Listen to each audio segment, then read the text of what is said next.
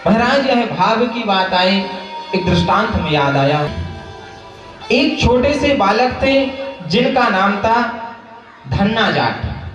छोटे से बालक जिनका नाम था धन्ना जाट, महान भक्त हुए हैं। उनको उनकी माँ ले गई कथा सुनने के लिए। धन्ना जाट जी को कथा सुनने के लिए भागवत को ले गए।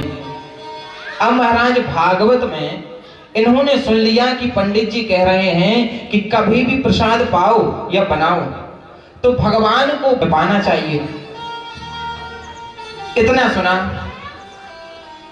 अब महाराज यह धन्ना जाट जी घर आए हैं। घर पर आकर अपनी मां से कहा कि माता जी, हमारे घर में तो भगवान ही नहीं है। गरीब परिस्थिति के धन्ना जाट जी थे। कहते हमारे घर में तो भगवान है नहीं। छोटी सी अवस्था, बालक थे 8, 9, 10 साल के, वो क्या जाने। कहा हम भोग कैसे लगाएं। और पंडित जी ने तो कथा में कहा है कि भोग लगाकर ही खाना चाहिए, नहीं तो पाप लगता है। और अगर भगवान को भोग लगाकर तुम नहीं खा रहे तो समझो तुम पाप ही खा रहे हो।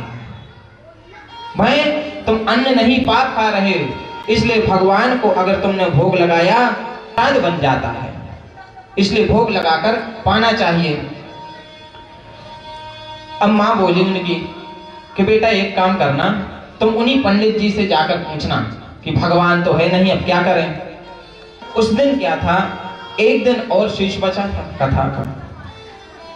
यह पहुंचे धन्ना जाट जी, कहते हैं पंडित जी आपने कहा था कि जब भी प्रसाद पाओ तो भगवान को भोग लगाकर ही पाना चाहिए, नहीं तो तुम अन्न नहीं खा रहे, पाप खा रहे। महाराज पंडित जी कहते भैया देखो यह तो हमने बिल्कुल ठीक ही कहा है, तो भैया भगवान को भोग लगाकर ही खाओ। अब यह धन्ना जाट जी कहते हैं पंडित जी वो तो सब ठीक है, पर हमारे घर में तो भगवान ही नहीं है, हम क्या करें। कहा भैया एक काम करो, आज की कथा है लास्ट, तुम कल आ जाना, कल हम तुम्हें भगवान दे देंगे। कहा ठीक है। महाराज दूसरे दिन यह पहुंचे पंडित जी की विदाई हो रही थी, जा ही रहे थे, दौड़ते आए, पंडित जी अरे हमें भगवान तो दे दो। अब छोटे से बालक 8, 9, 10 साल के, पंडित जी सोच रहे बालक तो है, अब इसको हम कैसे समझाएं। अब ये तो कह रहे हैं कि हमें भगवान दे दो। महाराज जी खाते थे भांग, तो महाराज जो सिलवट्टा था तो ऊपर का बट्टा इस धन्ना जाट जी को दे दिया पंडित जी ने, और कहते हैं भैया यही भगवान है। अब धन्ना जाट छोटे से बालक क्या जाने, कहा यही छोटे से बालक से कि यही भगवान है, विधि तो बताओ। कहा भैया देखो जब स्नान कर लो तो इनको स्नान करा देना, भोजन बन जाए पहले इनको पवा देना, स्वयं पा लेना। कहा ठीक है। घर ले गए, एक पूजा अलमारी में अच्छा साफ करके वस्त्र आदि बिछाकर बिठा ले दिया उस बट्टे को।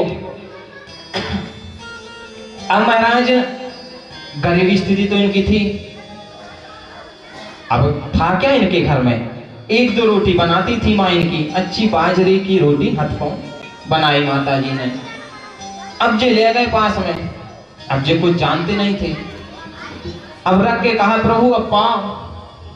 अब बार बार कह रहे भगवान अब खा जाओ।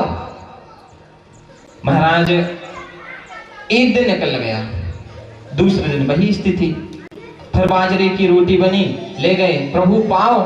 अब यह मन में विचार कर रहे हैं कि हमें लगता है प्रभु पंडित जी खूब मालपुआ खुआते थे तुम्हारे लिए, रसगुल्ला इत्यादि मिष्ठान पवाते थे, पर प्रभु हम तो गरीब आदमी हैं, हम तो तुम्हें जी बाजरे की रोटी खुआ पाए, सो प्रभु आओ और पाओ। भगवान नहीं आए। तीसरा दिन आ गया। अब महाराज इनका रो रो के बुरा हाल हो गया कि प्रभु आप आ ही नहीं रहे हो, वहां तो आप आ जाते होगे, खा जाते होगे, और कारण यह भी है प्रभु पंडित जी ने बोला है कि बिना पवाए मत खाना, नहीं तो पाप खा रहे हो, तो प्रभु आओ और पाओ। और प्रभु आज हमारी यह शर्त भी है, अगर आज आप नहीं आए तो हम यहीं पर मर जाएंगे भूखे प्यासे, पर हम भी कुछ नहीं पाएंगे। महाराज कहा हम भी कुछ नहीं पाएंगे। भगवान ने जैसे ही इतना सुना, अब वो तो था बट्टा, पर भगवान के प्रति उसका भाव था, उसमें भगवान बाल स्वरूप में ही प्रकट हो जाते हैं। बोलो बाल कृष्ण लाल की जय। अब भगवान प्रकट हुए हैं, तो अब ये क्या कहते हैं धन्ना जाट जी, ले एक ही रोटी या है या सो पूरी नहीं खाने का व्यवस्था एक ही की है, सो आधी तुम्हें खाने और आधी हमें खाने, पूरी न खा लियो। महाराज कहने का भाव यह है कि भगवान मनुष्य के भाव से ही रीझते हैं। भगवान